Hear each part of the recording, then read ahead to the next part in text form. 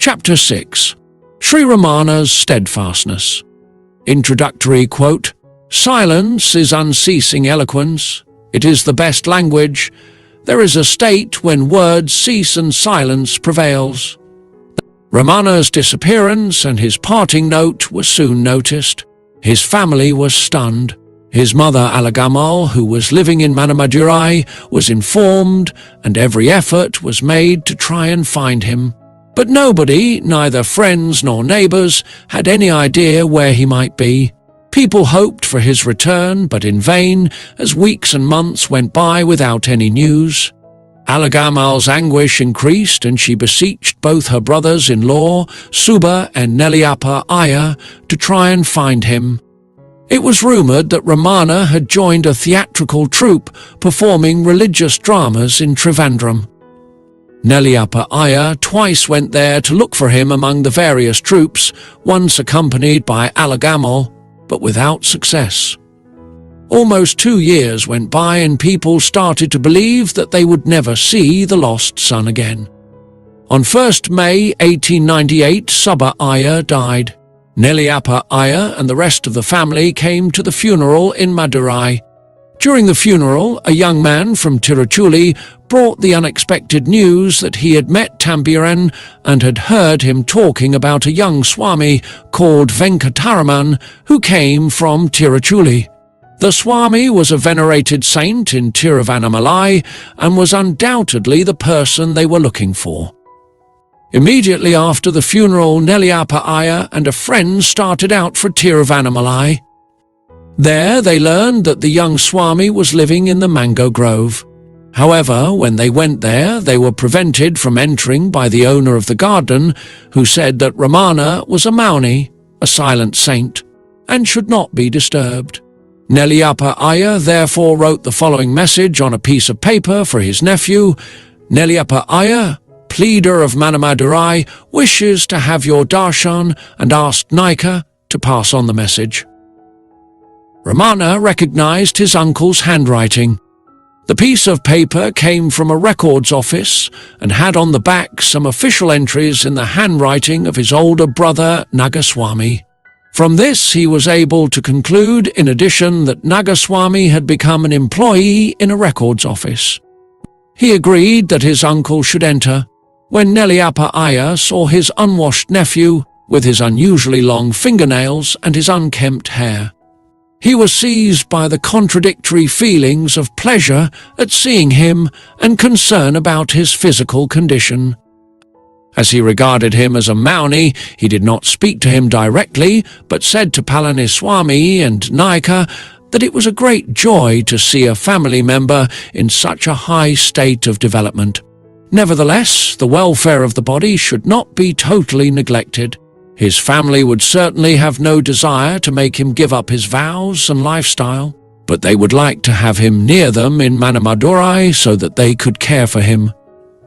He could live there undisturbed as an ascetic and Mauni at the shrine of a great saint. All his wants would be seen to. Neliappa Iyer argued and pleaded with all the eloquence of a lawyer, but Ramana did not move and gave not the least sign of recognition. The uncle finally had no alternative but to give up.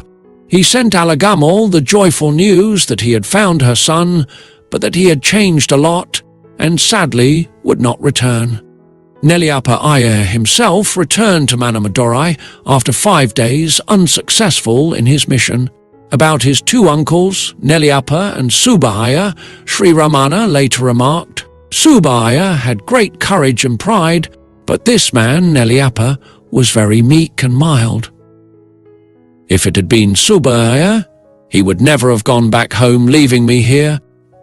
He would have bundled me up and carried me away. As I am destined to stay here, my whereabouts were not known so long as he was alive." Neliappa Iyer, being spiritually minded and mild in his ways, left me here saying, "Why trouble him?" Later, Neliappa Iyer visited his nephew twice while he was living in the Virupaksha cave. Ramana had by then started to give spoken answers to his disciples' questions and to interpret the holy Advaita scriptures. Once, whilst he was in the midst of an explanation about the Dakshinamurti Stotram, his uncle unexpectedly came to visit and was astounded by his nephew's erudition. From that day on, Nelliyappa knew that he need not trouble himself any more and returned home deeply satisfied. Soon afterwards he died. A few months after Nelliyappa's first visit, Sri Ramana left the mango grove to live in a small temple in Arunagirinatha. He had decided that he should no longer be dependent upon the care of others and that from now he would look for his own daily meal. So he said to Palaniswami, "You go one way, beg your food and get on. Let me go another way, beg my food and get on. Let us not live together." But Palaniswami in the evening returned to the Arunagirinatha temple saying, "Where can I go? You have the words of life." Now Ramana felt compassion for him and Palaniswami was allowed to stay with him. After they had spent about 4 weeks, during August and September 1898, living in the small temple, they went to live for a week in the quiet upper rooms of the towers of the Arunachaleshwara temple and in the Alari garden, one of the temple gardens. There Ramana was again tracked down by admirers. He withdrew from them and went to Pavalakunru, one of the eastern foothills of Arunachala, where there was a Shiva temple, a cave and a spring. He sat most of the time in samadhi in a tiny room in the temple, which was so small that it was impossible to stand upright. Several times after performing the puja, the priest forgot to see if the Swami was sitting in his room and inadvertently locked him in. His admirers also tracked him down in Pavalakunru. Patiently they waited until he appeared from inside the temple or the cave to have his darshan. Once the following amusing incident happened. They bolted the door on the outside when they went into town for food, fearing that Bhagavan might slip away. He, however, knew that the door could be lifted off its hinges and opened while still bolted, so in order to avoid the crowd and the disturbance, he slipped out that way while they were gone. On their return, they found the door shut and bolted, but the room empty. Later, when no one was about, he returned the same way. They sat telling one another in front of him how he had disappeared through a closed door and then appeared again by means of siddhis, supernatural powers, and no tremor showed on his face. Though years later the whole hall was shaking with laughter when he told the story. In the meantime, Ramana had decided to look for his own food and used to go into town to beg for his meals.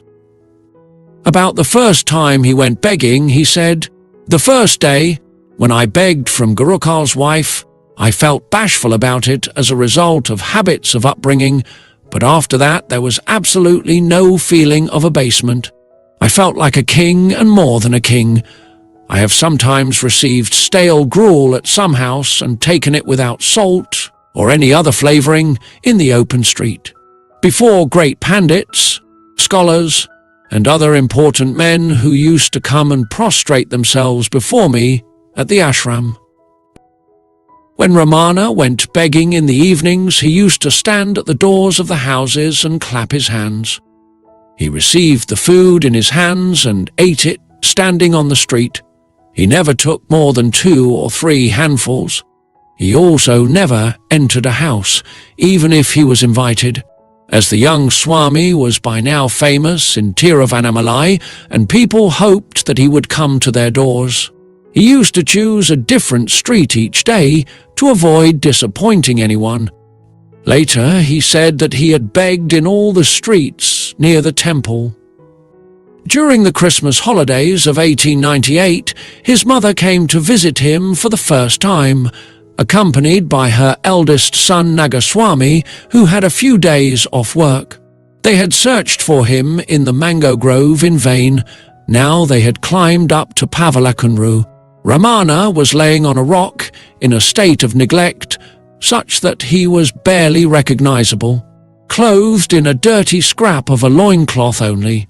28 months had passed since his mother had last seen him.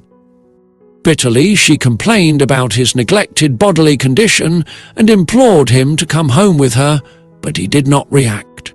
Day after day they came up to see him, brought him sweets and entreated him tirelessly, but all to no avail. Ramana remained silent. Alagamal tried everything. One day, when she broke down in tears, he was unable to bear it any longer and simply went away. Once she despairingly turned to the others present and asked for their support. Then one of them said to Ramana, "Your mother is weeping and praying. Why do you not answer her?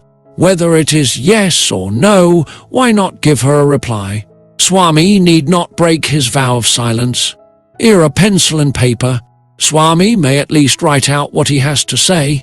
So Ramana wrote down, "The ordainer controls the fate of souls in accordance with their past deeds, their prarabdha karma.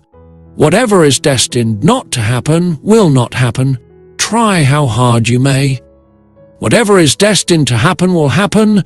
Do what you may to stop it. This is certain. The best course, therefore, is for one to be silent." Whether this message convinced his deeply religious mother or not, there was nothing left for her to do but to leave him to the life he had embarked upon. Furthermore, Nagaswami's holidays were coming to an end and he had to return to his office. Without having achieved what they had set out to achieve, and with a heavy heart, they returned to Manamadurai. Thank you for listening. Please subscribe to Biography Central channel and share with your friends. This will help us reach more viewers.